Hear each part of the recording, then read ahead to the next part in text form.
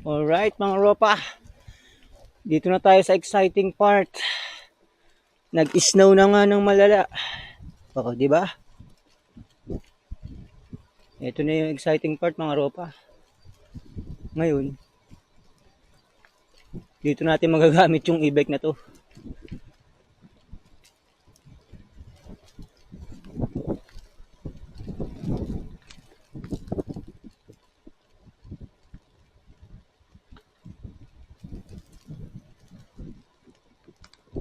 Ayos, di ba? Oo.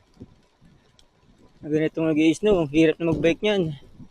Pero mas mahirap to pag yung ano na medyo tumigas-tigas na yan eh. Ngayon, medyo malambot pa siya kaya kayang-kaya lang sagasaan eh.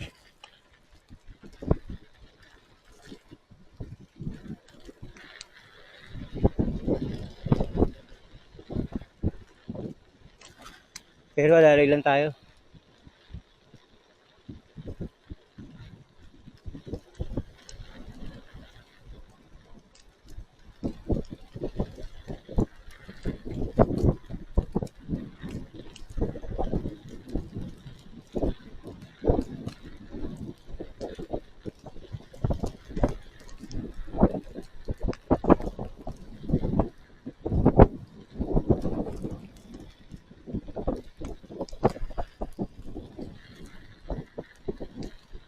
Ay, pucha oh. Ngayon ko lang na-experience to ah. Ang bilis malobot ng e-bike.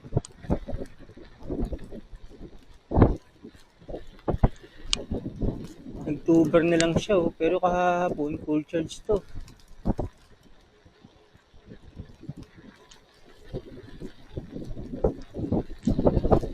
Siguro, hindi na tayo dadaan dun sa bentahan.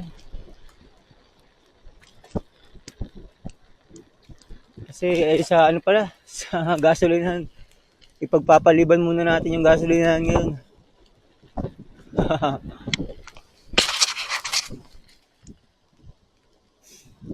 Sige na mga ropa.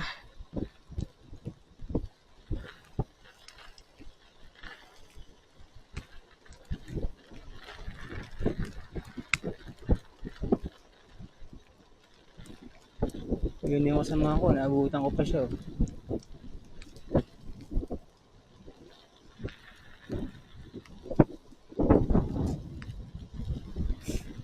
Nailak ko ba yung pinto? Parang hindi ko alam kung nailak ko yung pinto eh.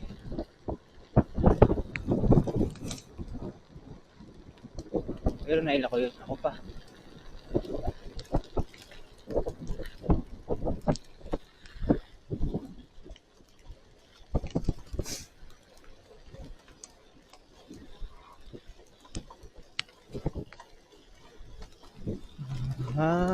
Di ba? Saya, di ba? O paano mga ropa? Dito ko natatapusin tong vlog kasi medyo mahirap mag ano eh pag nag-i-snow.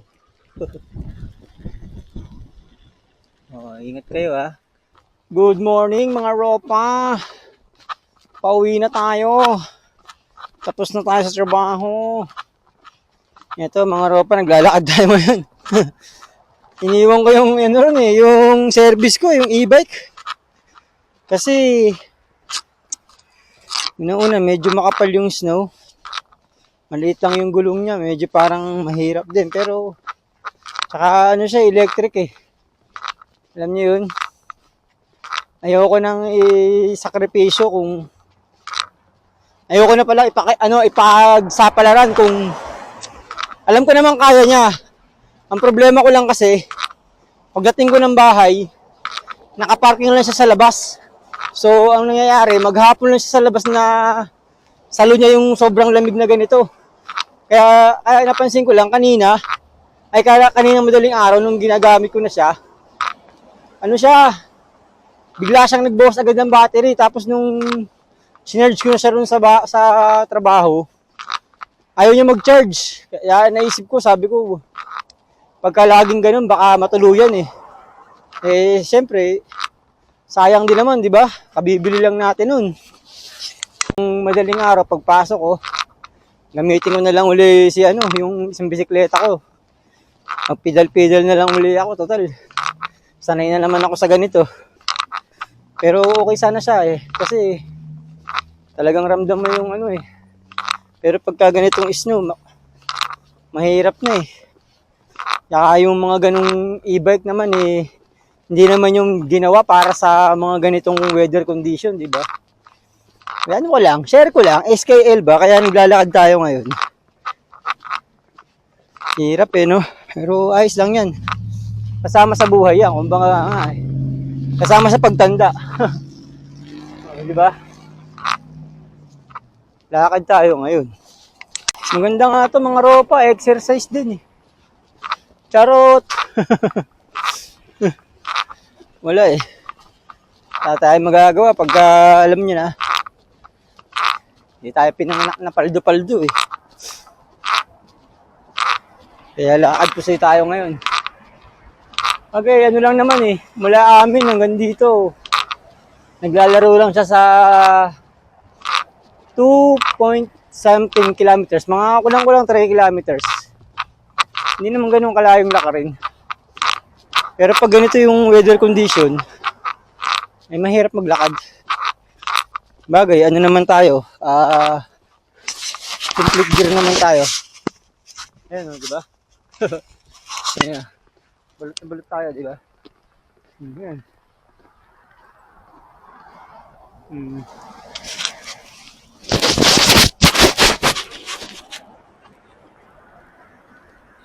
Ayos lang yun. Yun talaga buhay Challenge yan Sakit sa ng araw Yung tama ba ng araw mga ropa?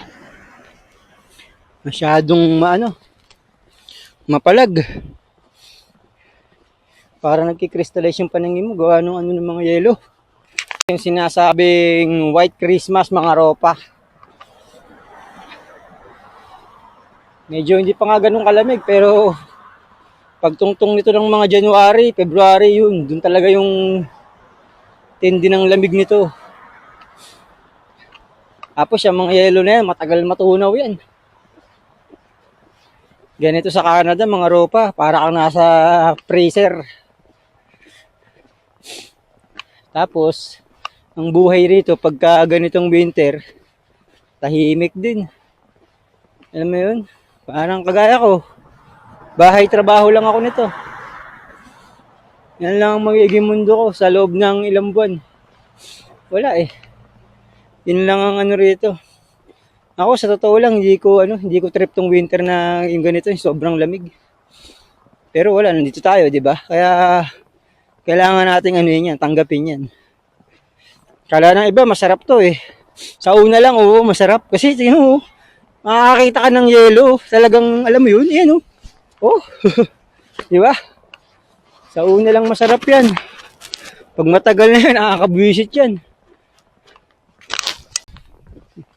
Malapit nang pumasyal dito si Santa Claus mga ropa. May dala-dalang mga usahan. May usab ba yun? May slide. Ayos, di ba? Yan.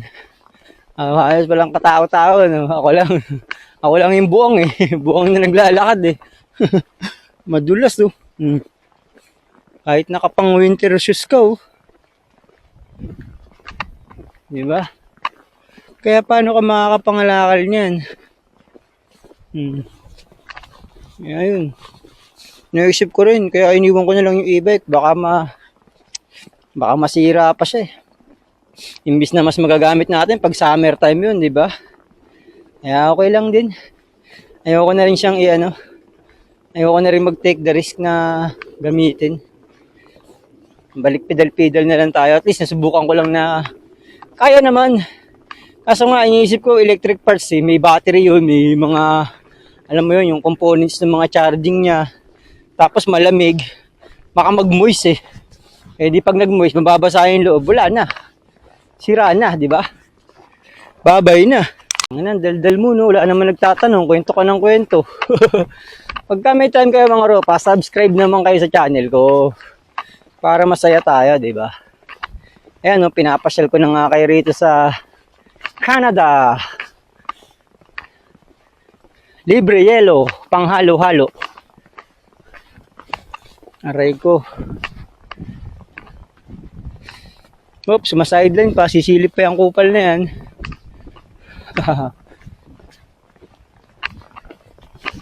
May mga ano rin dito pagkagabi. Mga kagaya ng madaling araw. Naka-encounter kami. 3 coyote. Oh. Siguro pamilya yun. Nanay, tatay, anak. Dami rin sila. 3. Nanghahanting ng mga rabbit.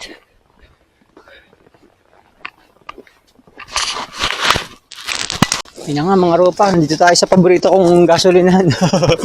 Siyempre bago tayo umuwi, dadaanan muna natin to. Total nandito na tayo. Yan, nakakuha na nga ako. Di ba?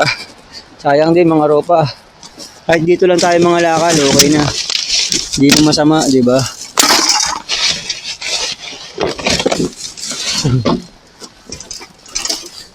Ayun na, sabi ng mga ano rito, matindi to si Boy, utangin na.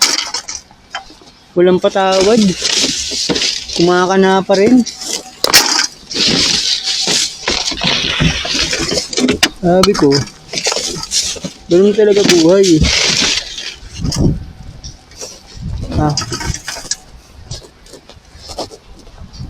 Dito lang tayo kukuha. Siyempre, sayang Wala naman tayong ibang ano. Kung makakuha tayo, diba? Malapit na ako sa bahay, pero ngayon ang kalsada madulas. Ingat-ingat mga ropa. Uy, ang laki, pero hindi natin kukunin yan. Buti yan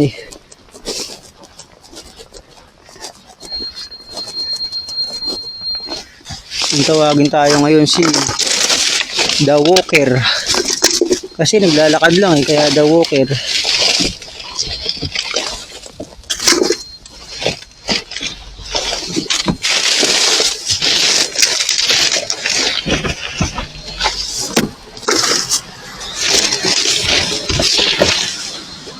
Okay na rin mga rops, hindi na masama. Hindi na tayo na zero. Diba? Ganyan lang ang buhay. Sisipagan natin. Alam mo talaga masipag no? Pag naipon ko to sa store, nakarami ako, di kahit maka $10 ako, diba? Hindi na masama. Paano mga ropa? Sa susunod tayo magkukwentuhan, maglalakad na uli ako pauwi. Ingat kayo God bless!